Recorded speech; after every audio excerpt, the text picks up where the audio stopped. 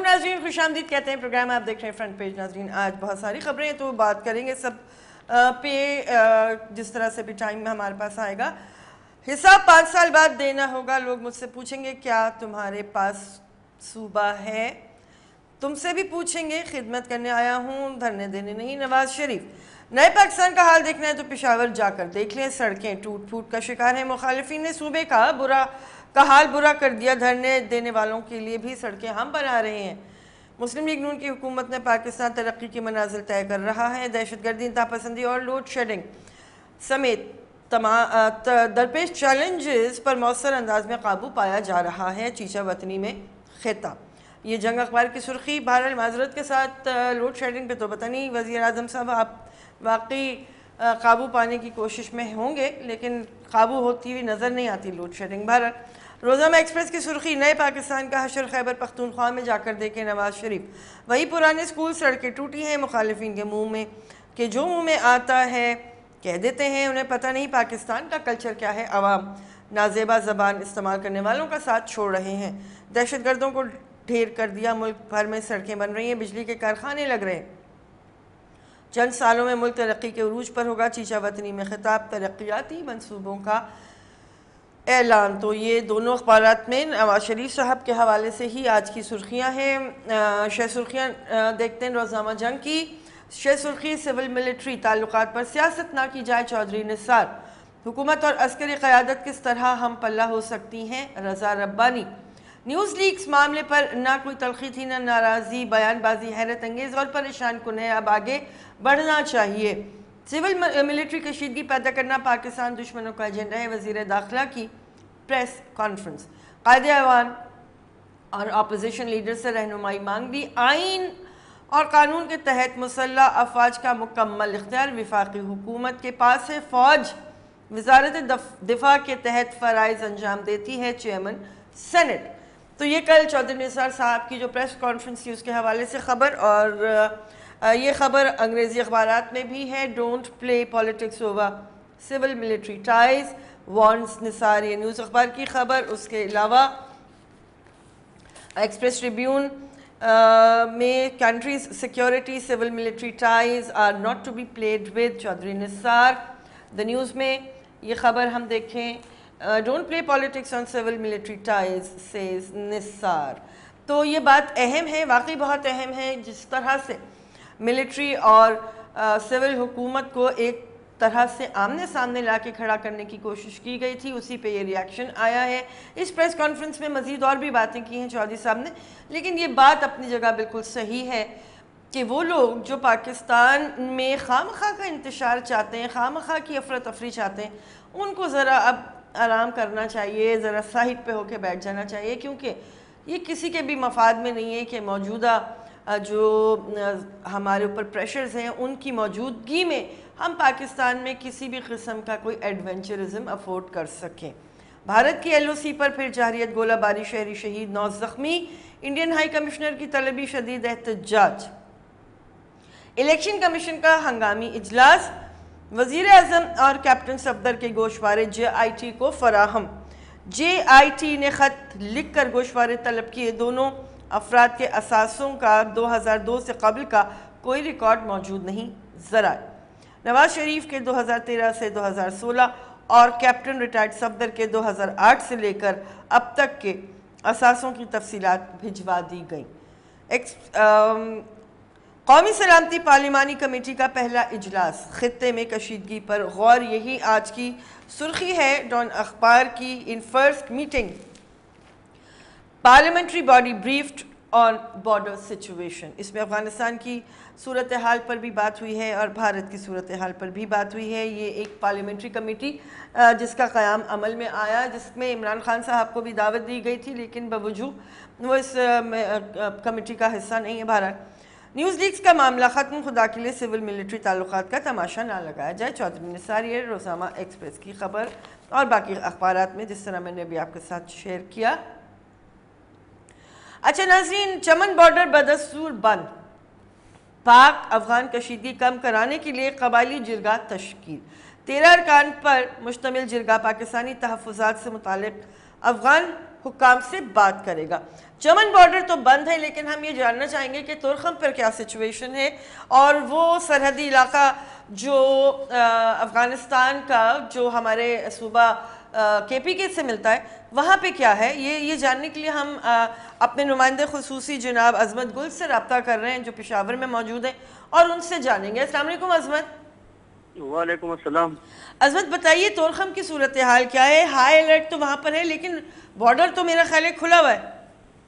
جی بالکل، جس دن چمن کا واقعہ ہوا تھا اسی رات تورخم بارڈر پہ تو تھوڑی سی کشیدگی صورتحال پیدا ہوئی تھی، لیکن اس کے بعد وہاں پر باقاعدہ طور پر پولیٹیکل انتظامیہ اور جو سیکورٹی ادارے ہیں انہوں نے باقاعدہ طور پر وہ اعلانات واپس لیے تھے، کیونکہ وہاں پر کرفیو بھی نافذ کر دیا گیا تھا، اور عام جو تجارتی سرگرمیاں تھی وہ بھی صرف آدھے گھنٹے کے لیے معطل کر دیے گئے تھے۔ باقی یہاں پر تورخم بارڈر میں مکمل طور پر تو سیکورٹی الرٹ ہے، لیکن جو تجارتی سرگرمیاں ہیں اور آمدورفت کا جو سلسلہ ہے وہ بدستور یہاں پر جاری ہے۔ یہاں پر کسی قسم کی کوئی کشیدگی حالات نہیں ہے، اور تمام جتنے بھی تجارتی سرگرمیاں ہیں یا جو آمدورفت ہے یا پیدل آمدورفت ہے، گاڑیوں کی آمدورفت ہے، وہ مکمل طور پر یہاں پر بحال ہے۔ کسی قسم کی کوئی کشیدگی کی حالات یہاں پر نہیں ہے۔ اچھا عظمت، یہ بھی کہا جا رہا ہے، بتایا جا رہا ہے کہ پاسپورٹ چیکنگ ہو رہی ہے، وہاں سے جو دستاویزات جن کے پاس نہیں ہے انہیں پاکستان میں داخلے کی اجازت نہیں دی جا رہی، یہ بھی بات صحیح ہے؟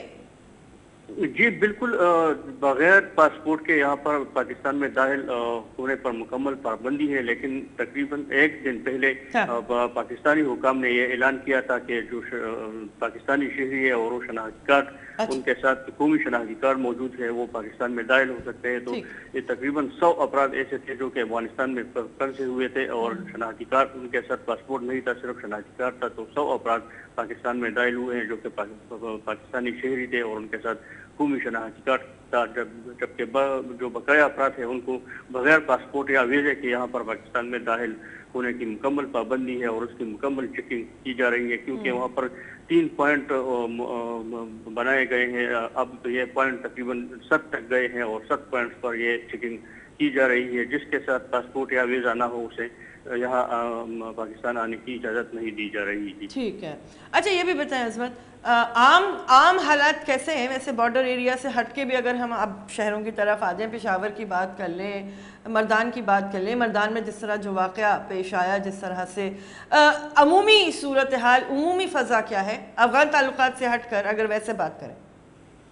جی بالکل، عمومی فضا تو یہی ہے کہ جیسے پہلے بھی یہاں پر چونکہ دہشت گردی کے واقعات رونما ہوئے ہیں، تو یہاں پر بارڈر اور خصوصاً پشاور اور مردان یہ ایسے اضلاع ہیں چارسدہ کہ یہاں پر تو ہر وقت سیکورٹی ریڈ الرٹ ہوتی ہے، جبکہ جو بارڈر کے نزدیک جتنے بھی ایجنسیاں ہیں وہاں پر بھی سیکورٹی کے حوالے سے ہاتھ انتظامات کیے جا رہے ہیں، اور جو سیکورٹی ہے وہ انتہائی الرٹ رہتی ہے یہاں پر۔ ٹھیک ہے۔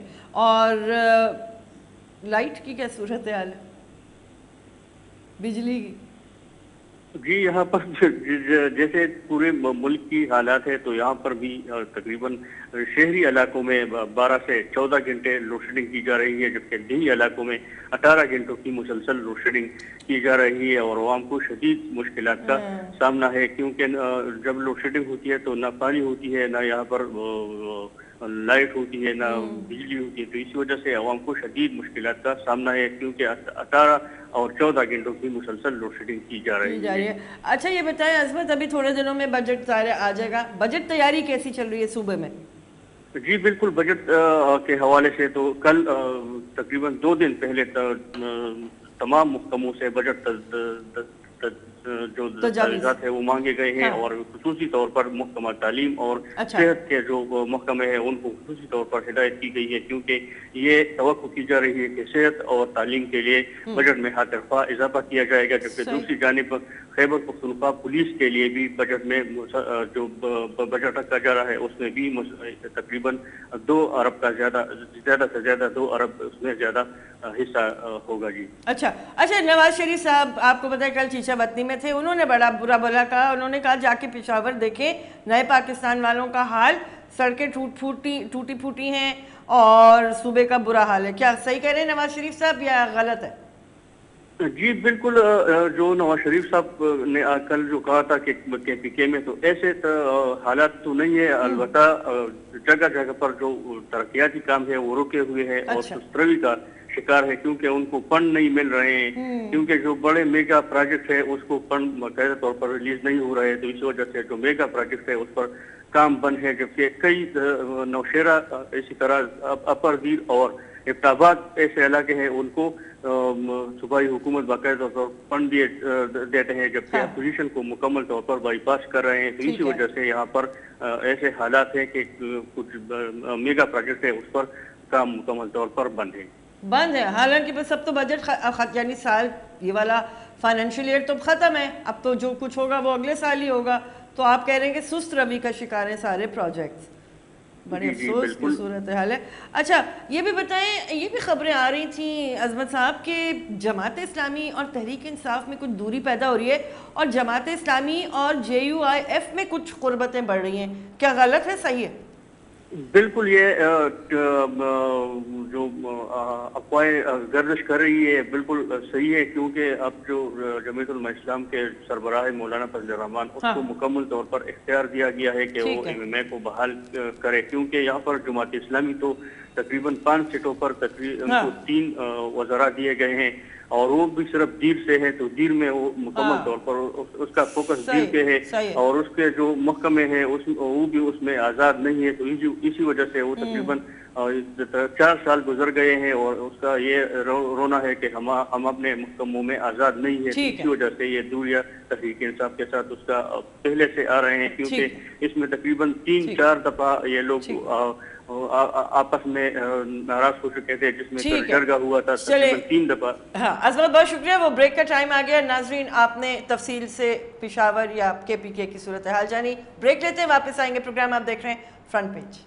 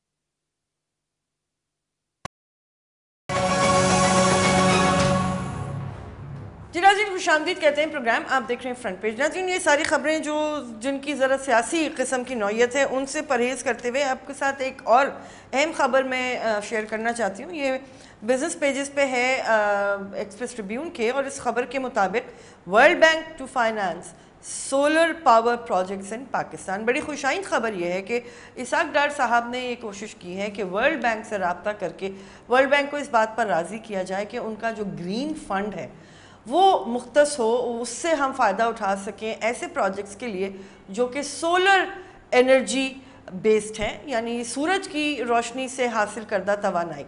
इस वक्त पाकिस्तान की जो मौजूदा सूरत हाल है, प्रोजेक्शन ऑफ एनर्जी आउटपुट, इस वक्त जो पाकिस्तान में मिक्स है, जिसे आप एनर्जी मिक्स कहते हैं, वो ज़रा काफ़ी पेचीदा है। उसमें हम जो मुख्तलिफ सोर्सेज इस्तेमाल करते हैं बिजली बनाने के, उसमें हाइड्रो इलेक्ट्रिक है यानी पानी से हासिल की गई बिजली, फिर फर्नेस ऑयल तेल से बनाते हैं हम, लोकली प्रोड्यूस नेचुरल गैस जो पाकिस्तान भर में निकलती है उससे। अच्छा, हाइड्रो इलेक्ट्रिक 34% है, फर्नेस ऑयल 29% है, लोकली प्रोड्यूस नेचुरल गैस जो है वो 19% है, liquefied natural gas LNG 8%, nuclear energy से हम 5% लेते हैं, और रिन्यूएबल एनर्जी जिसमें सोलर, विंड, ये सारी चीज़ें आती हैं, उससे फ़िलहाल हम 5% इस्तेफादा कर पा रहे हैं। कॉलर है, उनकी बात सुनते हैं, फिर इस रिपोर्ट की जानिब आएंगे। अस्सलाम वालेकुम।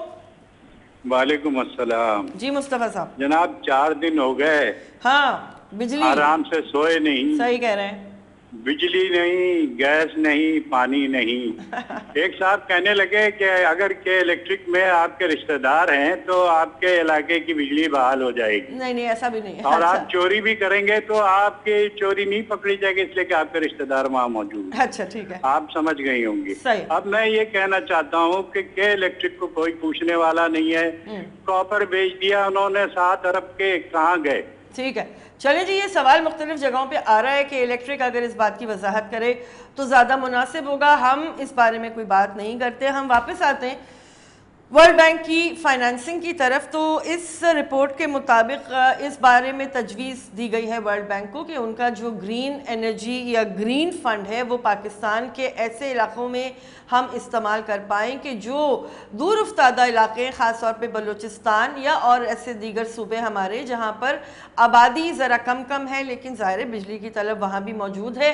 तो कहा जा रहा है कि छोटे छोटे सोलर यूनिट्स या 100 मेगावाट्स तक के यूनिट्स जो हैं वहाँ उन इलाकों में लगा दिए जाएं, जिसकी वजह से एनर्जी क्राइसिस पर काफ़ी हद तक काबू पाया जा सके। ये एक अच्छी तजवीज़ इसलिए है कि सोलर एनर्जी जो है वो सस्ती एनर्जी में शुमार की जाती है और साफ़ सुथरी एनर्जी, क्योंकि इसमें ऐसी कोई फ्यूम्स क्रिएट नहीं होते जिससे एनवायरनमेंट पे कोई बुरा असर मुरतब हो। अस्सलाम वालेकुम। वालेकुम सलाम सर। जी, क्या हाल है बाजी? खैरियत है? अल्लाह का शुक्र। जी बाजी, मैं डीजी खान से बात कर रहा हूँ, अहमदीन। जी, इतना तंग किया हुआ है बिजली ने, ये नवाज शरीफ पता नहीं क्या करते हैं आवाम से। ये बस गरीबों को तो बहुत ये समझ लें कि बस अपनी जेबें भर रहे हैं, अपनी जेबें भर रहे हैं। पता है क्या करे? आप तो मीडिया वाले हैं, इनको इंटरव्यू ही ना लें, इनको टीवी पे भी ना बताए, सब झूठ ही झूठ, झूठ ही झूठ, झूठ झूठ। सही, बहुत शुक्रिया मोहम्मदीन साहब आपकी जिस तरह की हम ज़ाहिर आपका दुख महसूस कर सकते हैं। दरअसल नवाज शरीफ साहब हों या मिनिस्ट्रीज़ हों, जो भी रेलेवेंट है, बाकी आपकी बात बजा है कि थोड़ा सच बोल लें आवाम से। अब इशू ये है कि नवाज शरीफ साहब ने पावर में आने के बाद जो एक बड़ी डिमांड थी IPPs की जानिब से, इंडिपेंडेंट पावर प्रोड्यूसर्स की जानिब से, कि उनको पैसा नहीं मिलता जब बिजली वो दे देते हैं तो रिकवरीज का इशू है, और वो एक जो सर्कुलर डेट की बात हुई थी, उसके बाद सर्कुलर डेट काफ़ी हद तक सेटल भी हुआ, उन सारी कंपनीज़ को पैसा भी दिया गया ताकि वो अपनी एनर्जी प्रोड्यूस करें। लेकिन इसमें जो इश्यूज़ आ रहे हैं जनाब आली वो ये हैं कि बहुत सारे पावर प्लांट्स अपनी मुद्दत पूरी कर चुके हैं। बहुत सारे पावर प्लांट्स को जिस तरह से चलाया जाना चाहिए, फर्नेस ऑयल जिस तरह इस्तेमाल होना चाहिए वो नहीं होता। बहुत सारे यूनिट्स की मुसलसल अपग्रेडेशन होनी चाहिए। ये पूरे पाकिस्तान का मामला है, सिर्फ कराची की के इलेक्ट्रिक की बात नहीं है। जितनी भी पाकिस्तान भर में पावर कंपनीज मौजूद हैं, ये सब उनके साथ इशू है। दूसरी जानिब جو نیشنل گریڈ جسے آپ کہتے ہیں یعنی جو بجلی کی ترسیل جس پورے سسٹم کے تحت ہوتی ہے اس میں بھی بہت ساری خرابیاں ہیں. تو یہ واقعی معاملہ اب سنجیدہ سے سنجیدہ تر ہوتا چلا جا رہا ہے اور ہماری کابینہ اور وزیر اعظم صاحب کی توجہ یقیناً اس جانب ہے. کام بھی ہو رہا ہے, نتائج کیوں نہیں حاصل ہو رہے, یہ بہرحال ایک سوال ہے جی. بریک لیں گے, واپس آئیں گے. پروگرام آپ دیکھ رہے ہیں فرنٹ پیج.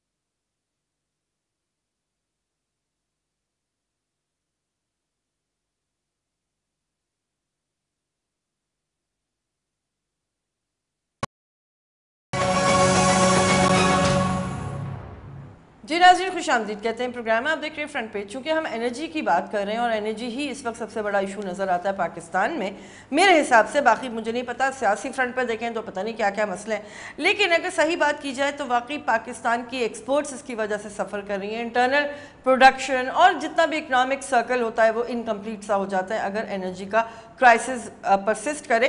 اسی حوالے سے ایک اور خبر ہے اور یہ بھی بڑی خوش آئند خبر ہے. خلیق کیانی صاحب کی خبر ڈان اخبار میں 7,500 megawatts to be added to grid in 2017-18.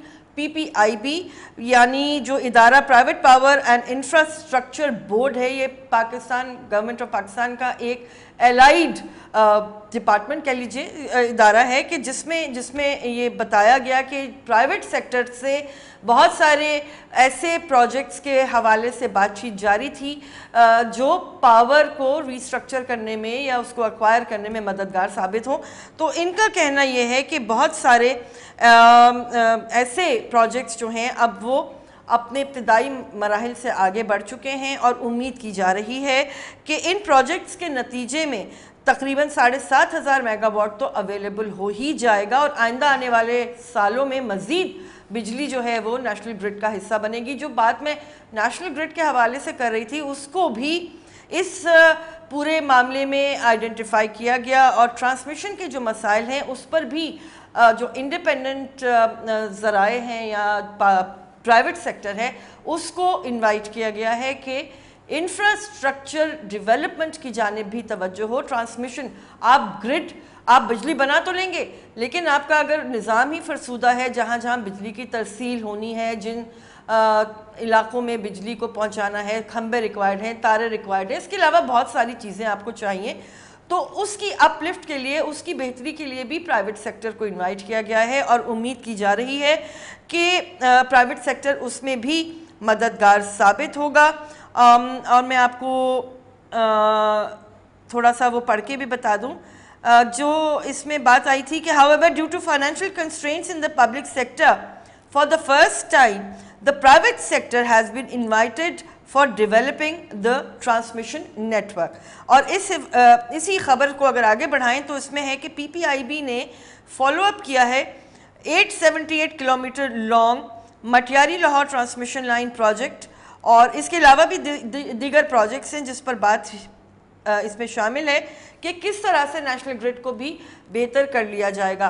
तो नाजरीन, उम्मीद यही है कि 2017-18 के बाद बिजली की सूरत हाल खासी हद तक बेहतर हो जानी चाहिए इन सारी रिपोर्ट्स की रोशनी में। अस्सलाम वालेकुम।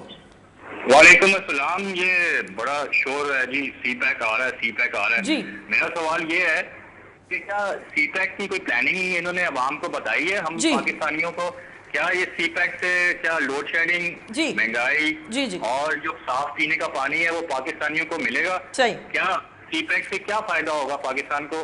इससे बेहतर ये नहीं है कि ये ज्यादा फोकस जो है ये डैम्स पे करें और कालाबाग डैम जो है वो मेजर चीज है, पाकिस्तान की रिसोर्स और बेस है। ठीक है, बिल्कुल सही है जनाब। आपने सीपैक का चूंकि जिक्र किया तो कहा जा रहा है एक और अखबारी इत्तला के मुताबिक कि सीपैक जो है वो अपनी पूरी प्रॉपर शेप ले पाएगा 2020 तक और उसके हवाले से जो कुछ भी इस वक्त तैयारी है वो आगे बढ़ती हुई आपको ऑन ग्राउंड नज़र आनी शुरू होगी 2020 के बाद। और इसमें जो ये बात अभी मैंने आपके साथ शेयर की थी पावर प्रोजेक्ट्स के हवाले से, बिजली की तरसील के हवाले से, ये सारे मंसूबे जो हैं ये भी सीपैक का ही हिस्सा हैं। इसके अलावा एक और ख़बर अभी मैं पढ़ रही थी तो उसमें ये बात की जा रही है कि सीपैक में जो लेबर इंटेंसिव, ये देखिए जी, CPEC project to take formative shape by 2020, draft document says security, geopolitical risks and restraints to economic growth prospects, possible challenges to venture। बहुत ज़ाहिर के challenges हैं लेकिन इसमें बात हुई है कि 2020 तक हम सबको अच्छी तरह अंदाज़ा हो जाएगा कि सीपैक के क्या समरात हैं और सीपैक कौन कौन से ऑब्स्टिकल्स को पार करता हुआ उस लेवल तक पहुँचे जहाँ पाकिस्तानियों को उससे फ़ायदा हो। दूसरे सवाल का जवाब मैं अभी आपको देती हूँ, कॉलर की बात सुन लें। अस्सलाम वालेकुम। हेलो। अस्सलाम वालेकुम मैडम, मैं गुजारिश ये करना चाहता हूँ कि प्राइम मिनिस्टर साहब अपनी जो पब्लिक तकरीरें हैं जो कि मैं समझता हूँ पनामा जब तक सस्पेंडेड है, इसकी फाइनल वर्डिक्ट नहीं आती, इलेक्शन कमीशन को इन्हें बैन करना चाहिए। ठीक है, कि ये इस तरह अपनी इलेक्शन कैंपेनिंग ना करें। और मैं दूसरी अर्ज करना चाहता हूँ वो पाकिस्तान के प्राइम मिनिस्टर बने, वो यूं मालूम होता है जैसे पख्तूनख्वा का एक जालम बाप होता है, वो एक जालम सुतेले प्राइम मिनिस्टर पख्तूनख्वा के हैं और सिंध के लिए वो ऐसे हैं जैसे एक बड़ी माइल सी सुतेली माँ है कि वो जो मर्जी करते रहें। ये पाकिस्तान का मामला है। और बिजली अभी आप बात कर रही थी, अगर सस्ती नहीं होगी, सीपैक हजारों आ जाए, करोड़ों मेगावाट बन जाए, अगर आपने बिजली 50 पर ले जानी है और जुल्म गरीब आदमी पे करना है और आप हर जगह जाके खरबों खरबों मेरे आपके पैसे लुटा रहे हैं और बिला वजह के पैकेजेस दे रहे हैं, उसका फायदा क्या? ठीक है जमाल मुस्तफा साहब, बिल्कुल ठीक है। ये जो अखबारात की मैंने आपके साथ रिपोर्ट शेयर की हैं इनमें सारी तफसीलात मौजूद हैं, टैरिफ भी मौजूद है और ये भी कहा जा रहा है کہ ہائیڈرو الیکٹریسٹی پہ تھوڑا فوکس زیادہ ہوگا، فرنس آئل پر ڈیپینڈنس کم ہوگی، رینیوبل انرجی پہ بہتر پلاننگ کی جا سکے گی، انٹرنیشنل ایکسپرٹس کو ہائر کیا جائے گا۔ اللہ کرے اگر یہ سارے معاملات ٹرانسپیرنٹلی ہو جائیں تو کیا ہی بات ہے۔ اور جو وزیر اعظم صاحب کے حوالے سے آپ نے بات کی، میں اس پہ کوئی بات نہیں کرنا چاہوں گی کیونکہ پروگرام کا وقت ختم ہو گیا، اور کچھ ایک آدھ سوال ابھی رہ گیا، اس کو بھی پھر انشاءاللہ آنے والی نشستوں میں دیکھیں گے۔ اجازت دیجیے جناب، آپ کا خیال رکھیے گا، اللہ حافظ۔